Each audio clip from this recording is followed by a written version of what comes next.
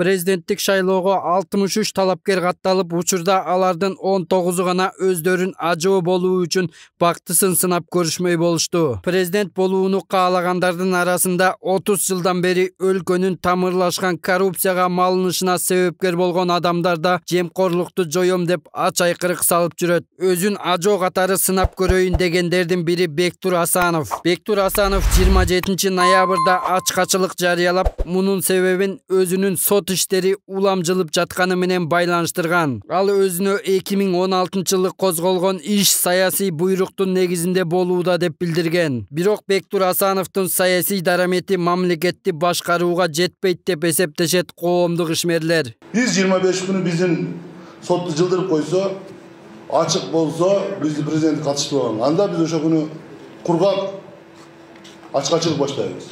Бул биздин тажрыйбабызда бар. Түрмөдө биз Сегизбаевге каршы 17 күн кургак ачкачылык жасаганбыз. Же 3 күндөн кийин киши кулайды экен, анан бизди баягы витамин берип баштаган. Буларды дагы мен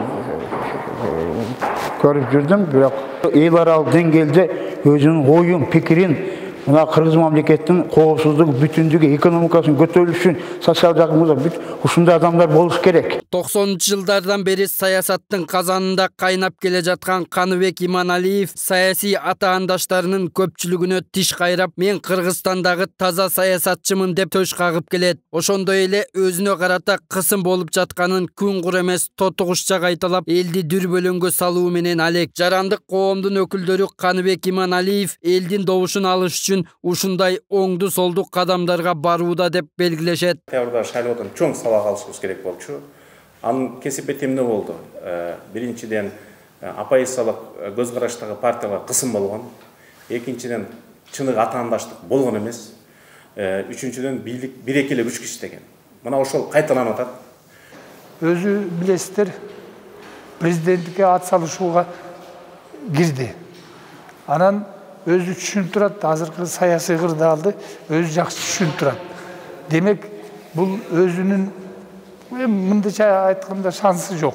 Ошол ортодо кандайдыр бир кара пиарды өткөзүп, анан кийин өзүн элге көрсөткүсү бар да. Акаевдин басма сөз катчысы кызматынан кесиптик карьерасын баштаган Абдил Сегизбаев аттуу эрен Атамбаев учурунда УКМКны каалагандай калчап, каршылаштарынын бардыгын саясий боёктун негизинде кылмыш иштерин жасалма токуганын көпчүлүк бир ооздон айтып жүрүшөт. Сегизбаев өлкөдө баңгизат кылмыштуулук күч алган, анын баарын токтотуп, өлкөнү 2 жылда буттан тургузам деп төбө чачты тик тургузган убадаларды берип, элди будамайга салып жаткан учуру. Кыргыздын кендери, Кыргыздын табигаты, Кыргыздын экономикасында, башка жагында көптөгөн байлыктар бар. Бирок тилекке каршы ошо байлыктар Кыргыздын элин иштебей, чектелген, өзүн өзү элита деп атаган адамдардын колунда турат.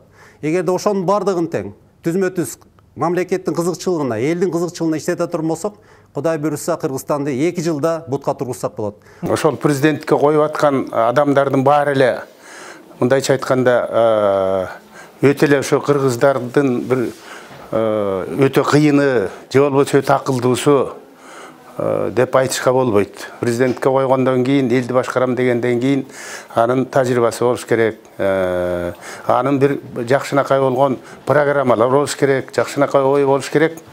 Анан эми бу жерде мындай да 2 жылда оңой эмдеген Кыргызстанды буга ишениш кыйын да, акырындык менен оңосо болот.